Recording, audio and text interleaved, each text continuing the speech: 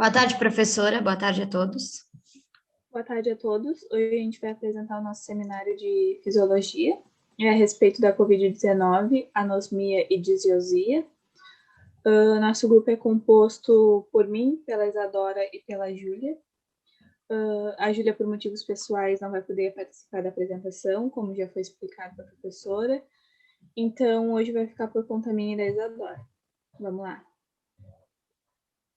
Anosmia e disiosia. A gente não pode falar desses sintomas sem antes falar da Covid-19. Como a gente sabe, é uma infecção respiratória aguda, potencialmente grave, de elevada transmissão e de distribuição global. Essa infecção provocou a morte de milhares de indivíduos em todo o mundo. A gente sabe que está sendo um momento bem difícil, bem complicado para todos nós. Mas é isso aí, agora a gente vai falar da anosmia primeiro. E salada de maionese por R$39. WhatsApp. Anosmia. Anosmia ou anosfresia é a perda total do olfato e hiposmia é a diminuição do olfato, ocorrida por lesão no nervo olfativo, obstrução das fossas nasais ou outras doenças. Já relacionado especificamente ao COVID, a anosmia é mais frequente em casos leves, visto que nos casos graves é raro ter esse sintoma.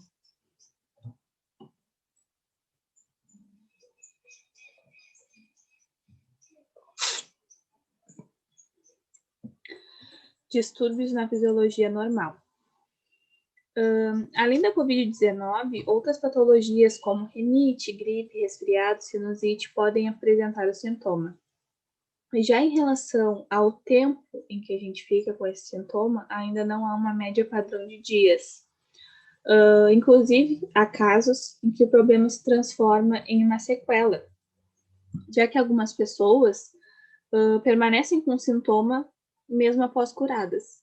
Para ajudar a restabelecer os sentidos, alguns exercícios são indicados, como a terapia dos cheiros, que é uma forma de estimular o nervo olfatório com aromas específicos.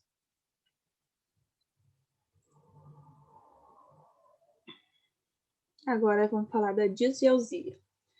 A disgeusia é a diminuição ou a distorção do paladar, responsável por reconhecer os sabores e gostos das bebidas e alimentos. Além de alterar o paladar, a disgeusia também afeta a parte do sistema olfativo, uma vez que boa parte do gosto dos alimentos está associada também ao cheiro e não apenas ao gosto.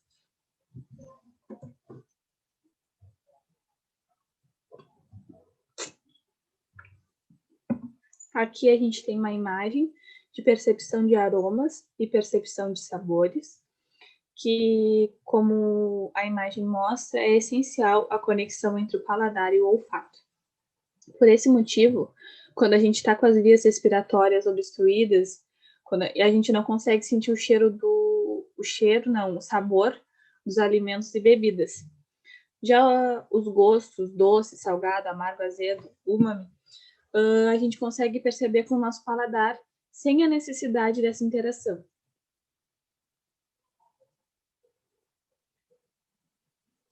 Aqui a gente tem o nosso artigo, Anosmia e disgeusia no paciente com coronavírus, da revista eletrônica.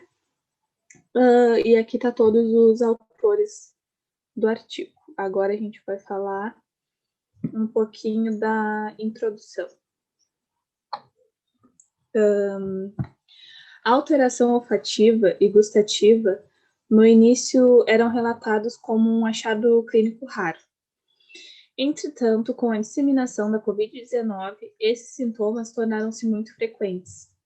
Essa prevalência, segundo o estudo, pode estar submetida devido à escassez dos estudos que avaliam as funções olfativas e gustativas de forma objetiva. Esse artigo evidencia a importância de uma revisão bibliográfica sobre as manifestações de alterações olfativas e gustativas da Covid-19. A identificação desses distúrbios, inclusive em profissionais de saúde, é útil para a suspeição, triagem e isolamento precoce dos casos, e também para evitar a infecção hospitalar. Agora a Isa vai falar um pouquinho sobre os métodos, sobre a importância dos enfermeiros nessa área. Então, vamos lá. Bom, segundo o artigo que nós estudamos, o principal método foi a pesquisa, onde encontraram diversos estudos em alguns países. Um estudo usando o delineamento epidemiológico, o caso controle, foi realizado no Irã. Outro estudo, de caráter retrospectivo, também foi realizado no Irã, com pessoas que relataram anosmia. E, por fim, foi feito um estudo corte realizado em Paris.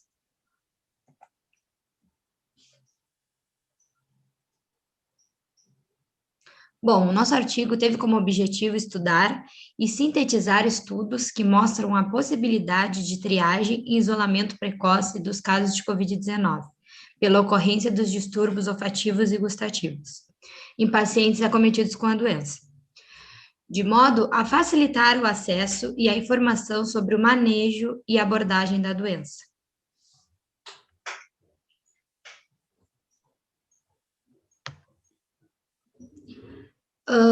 Nosso artigo teve como conclusões principais mostrar a escassez de trabalhos relacionados a disfunções olfativas e gustativas com a Covid-19 e de informações consolidadas sobre este tema. Isso se deve ao fato de a doença ser recente e muitos estudos ainda estarem em andamento.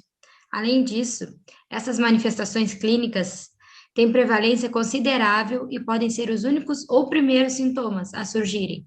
E isso auxilia na identificação, na suspeita, diagnóstico, triagem e isolamento precoce dos casos, promovendo o controle mais eficaz da pandemia. Bom, o papel do cuidado em enfermagem.